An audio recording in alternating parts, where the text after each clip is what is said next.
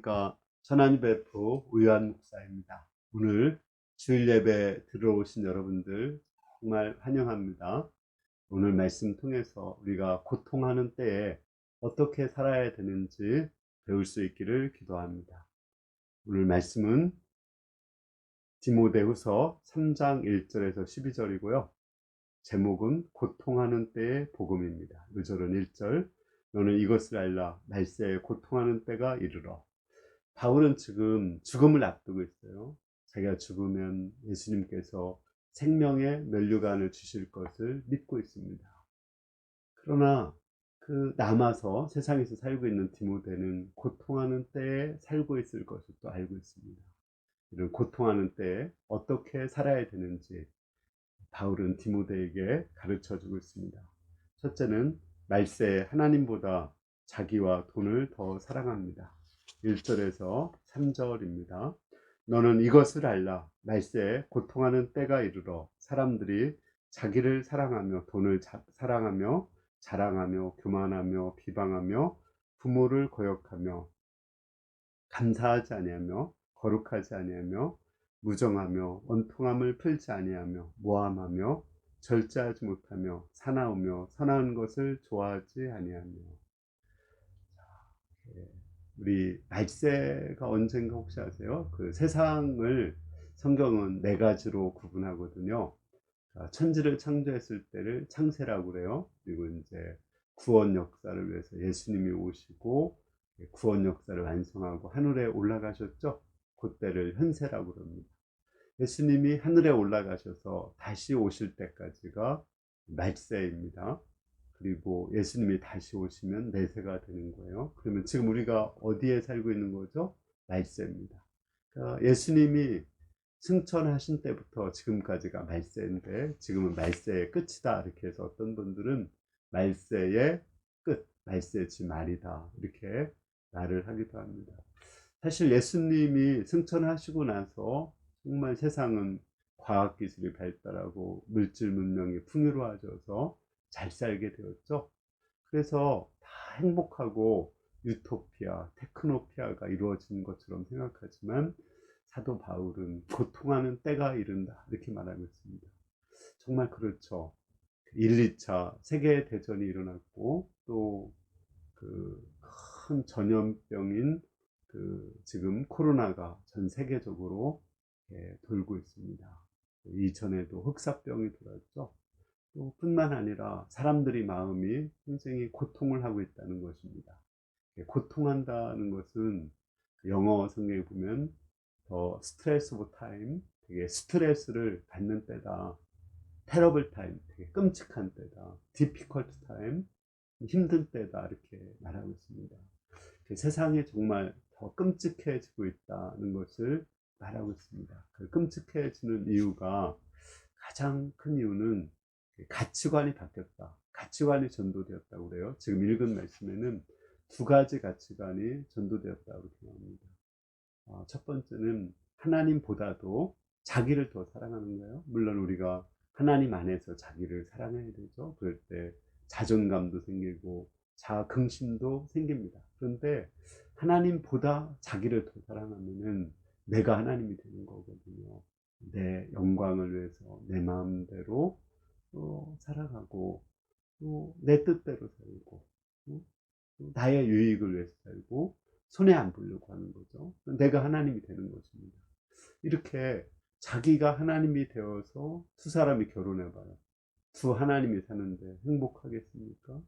또 한 공동체, 나라도 여러 하나님들이 막 있는 거예요. 그러면 서로 싸우게 되겠죠. 그러니까 정말 그렇게 되면 행복한 것이 없어지는 것입니다. 고통의 때가 이르게 되는 거죠. 그리고 두 번째는 하나님보다 돈을 더 사랑한다고 했습니다. 돈을 더 사랑해도 행복하지 않아요. 돈은 우리에게 편리와 풍요를 주죠. 돈이 있을 때 우리가 맛있는 것도 먹고 또 좋은 집에서 살고 좋은 차 타고 살고 정말 좋죠. 그런데 문제는 돈이 하나님이 돼서 돈이 시키는 대로 살면 그것을 인간이 불행하게 되는 것입니다. 가족 관계가 해체되는 이유도 돈 때문에 그래요. 돈 때문에 형제 간의 우애가 깨지기도 하고요.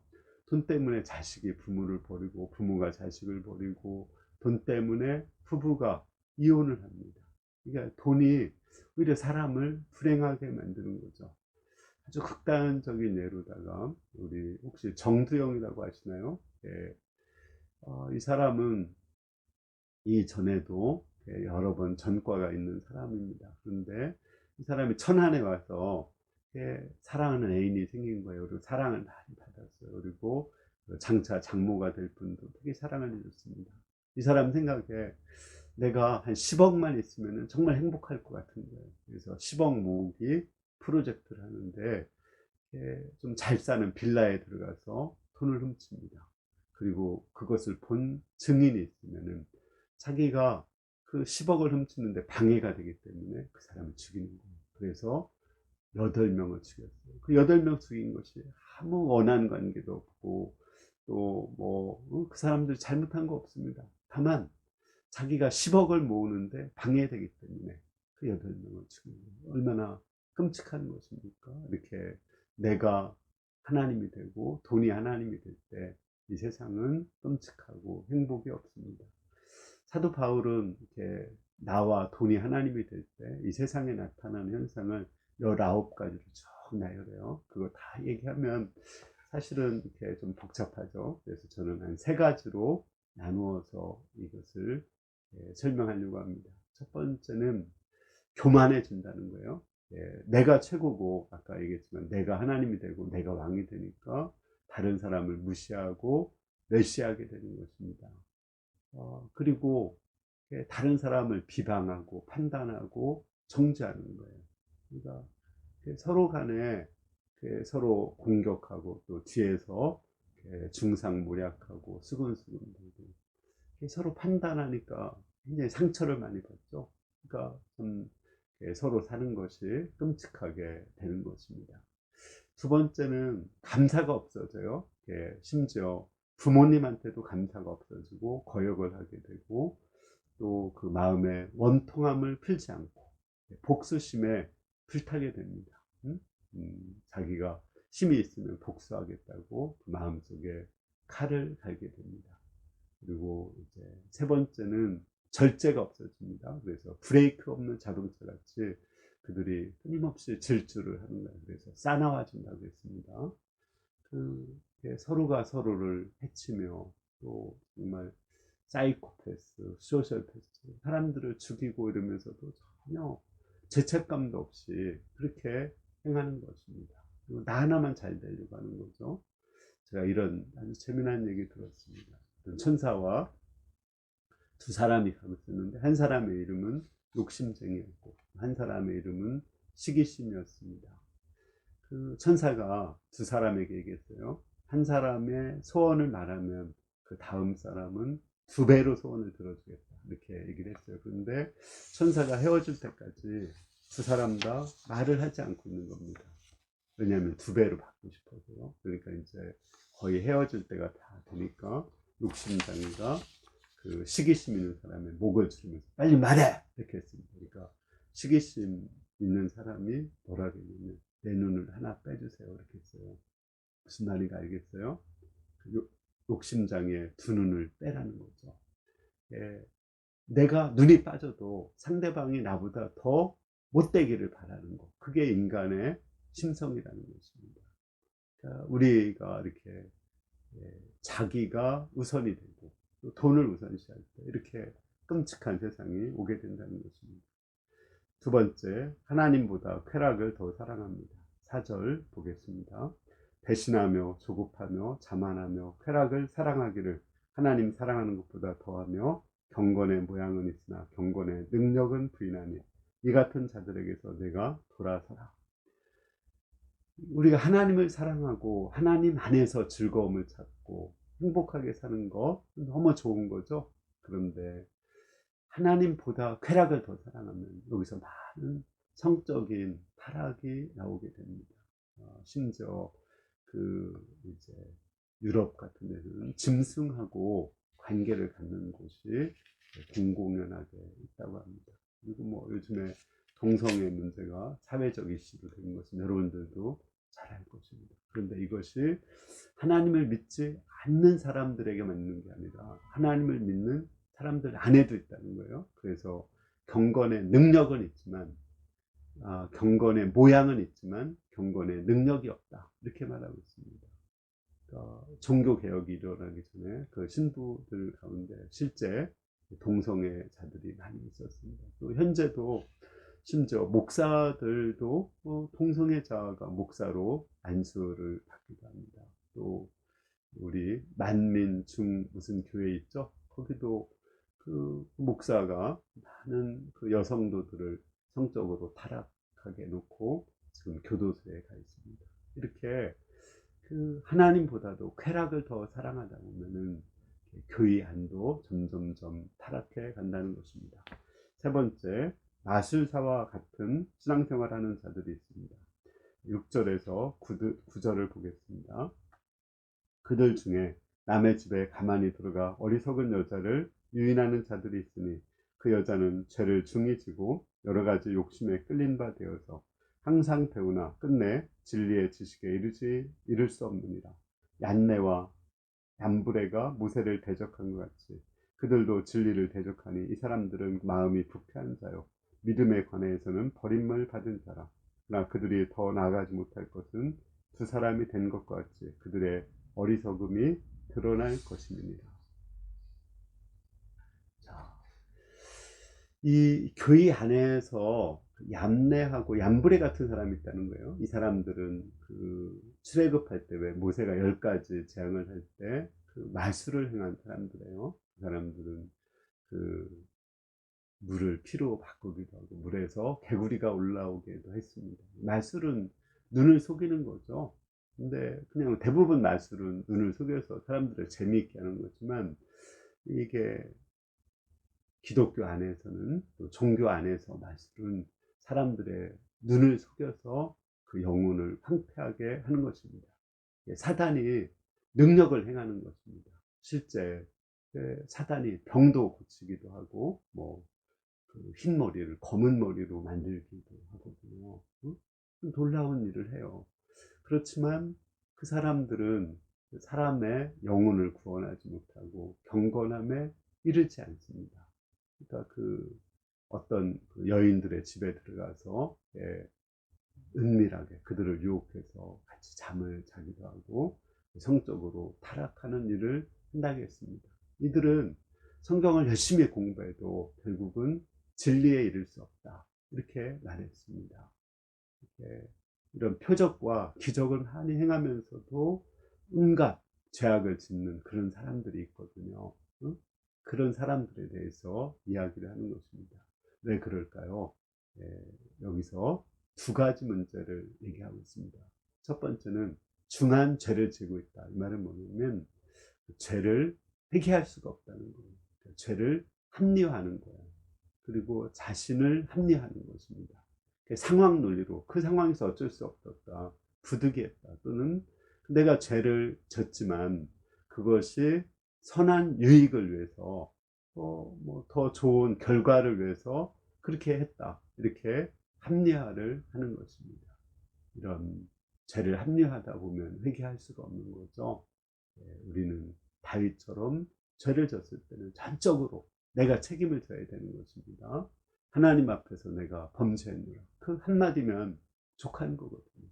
그리고 내가 모든 걸 책임을 지고 회개하고 눈물을 흘리면 거기서 이제 회개가 있는 거지.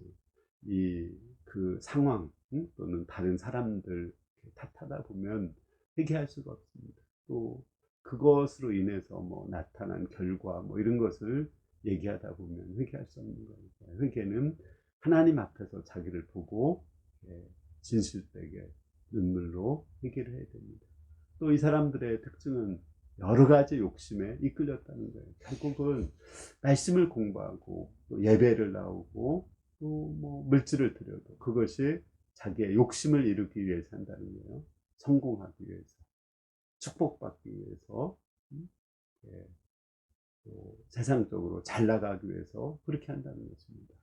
결국은 그러한 그 욕심을 가지고 있는데 그들이 어떻게 진리에 이를 수가 있겠습니까?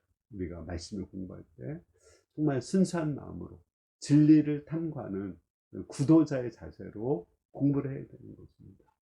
인생은 어디서 와서 어디로 가는가, 왜 사는가, 죄 문제를 어떻게 극복할 수 있는가, 죽은 후에는 무엇이 있는가, 이러한 인생의 근본 문제를 해결하려고 우리가 말씀을 공부하는 거거든요. 그러다 보면 죄사함을 받고 또 성령을 받고 하나님 나라를 소망하게 됩니다. 그때 우리가 진리에 이를 수가 있거든요. 여러 가지 세상 욕심을 가지고 말씀을 공부하는 자들은 진리에 이를 수가 없습니다. 이러한 마술사와 같은 신앙과 반대되는 신앙생활을 하는 사람이 있습니다. 그 사람이 누구냐면 사도 바울이에요. 사도 바울은 자신의 삶을 간증합니다. 10절에서 12절입니다. 나의 교훈과 행실과 의향과 믿음과 오래 참음과 사랑과 인내와 박해를 받음과 고난과 또한 안디옥과 이고니온과 르스드라에서 당한 일과 어떠한 박해를 받은 것을 내가 과연 보고 알았거니와 주께서 이 모든 것 가운데서 나를 건지셨느니라. 무릇 그리스도 예수 안에서 경건하게 살고자 하는 자는 박해를 받으리라. 사도 바울은 돈보다 하나님을 더 사랑하고 자기보다 하나님을 더 사랑하고 쾌락보다 하나님을 더 사랑했습니다. 경건하게 살고자 했어요. 하나님의 성품을 본받고 예수님의 그 모습을 본받고자 영적인 투쟁을 했습니다. 그렇게 했을 때 많은 박해를 받았어요. 왜냐하면 세상이 추구하는 것하고 그 사도 바울이 추구하는 것이 다르기 때문에 그런 것입니다. 세상의 왕은 사단인데 사도 바울은 하나님을 왕으로 모시고 살기 때문에 박해를 받는 게 당연한 것입니다. 우리 예수님도 경건하게 살았기 때문에 십자가에 못 박혀 죽은 거잖아요. 우리도 예수님을 믿고 경건하게 살고 진리의 말씀대로 거룩하게 산다면 세상에서 핍박을 받고 박해를 받는 것이 아주 당연한 것입니다. 사도 바울은 그 자기가 박해받은 것으로 이고니온과 루스드라에서 박해받은 예를 들고 있죠. 그가 정말 하나님을 섬기고 예수님을 믿으라고 전했을 때 유태인들이 시기해서 사도 바울을 돌로 쳐서 성 밖에 내다 버렸습니다. 죽은 줄 알고 사도 바울이 다시 일어나서 그 성에 가서 제자를 삼았다고 했죠. 그 사람이 누구라고 했어요? 디모데라고 했습니다. 이렇게 정말 우리가 경건하게 살고자 하면 이렇게 이 세상에서 미움을 받고 박해를 받는 것이 당연한 것입니다. 우리는 하나님의 인정을 받고자 해야지 세상의 인정을 받고자 해서는 안 됩니다. 그리고 세상에서 박해를 받는 것이 오히려 자랑스러운 것이고 또 그것이 우리의 어떤 하나님 앞에서의 되게 긍지와 자부심인 것입니다. 아무나 세상에서 박해받는 게 아니거든요. 하여간 우리가 경건하게 살고자 하는 자는 박해를 받고 고난을 받는다. 그러니까 바른 신앙생활은 그 예수님과 함께 십자가를 지고 고난을 받는 것입니다. 이게 디모데 후서의 주제라고 했죠. 우리가 십자가의 복음, 고난의 복음을 알고 우리도 예수님과 함께 고난을 받을 때 우리가 이제 이 세상에서 구별되게 바르게 살아갈 수가 있는 것입니다. 결론적으로 이 세상은 정말 고통하는 때라고 했죠. 그래서 많은 사람들이 자기가 하나님이 되고 돈이 하나님이 되고 쾌락이 하나님이 될 때 정말 고통하고 싸우고 또 많은 사람들이 죽임을 당하고 있습니다. 우리가 이러한 세상에서 어떻게 기쁘게 행복하게 살 수 있을까요? 답은 분명합니다. 하나님을 가장 사랑하는 거예요. 그렇죠? 그리고 이웃을 사랑하고 그 다음에 자신을 사랑하고 돈을 다스리는 것입니다. 이것이 조의예요. 우리 조의 선교회 있죠? 조의 선교회는 그렇게 자신들을 해석합니다. J, Jesus first. O, others second. 그 다음에 Y, yourself third. 하나님 먼저, 이웃 다음, 그리고 세 번째 나를 이렇게 사랑하고 그러면서 이제 우리가 물질을 정복하고 다스릴 때 행복하게 살 수 있습니다. 이 세대가 고통하는 시대지만 우리는 이 말세에 정말 행복하게 살아갈 수 있습니다. 우리 가정을, 교회를 행복하게 사는 길은 가치관의 문제입니다. 하나님을 가장 우선시하고, 그 다음에 다른 사람들을 존중하고 사랑하고, 그 안에서 또 나를 사랑하고, 또 우리가 물질을 다른 사람에게 쓸 때 행복하게 살 수 있습니다. 이 말세, 고통하는 때 우리가 행복하게 살 수 있기를 기도합니다. 감사합니다.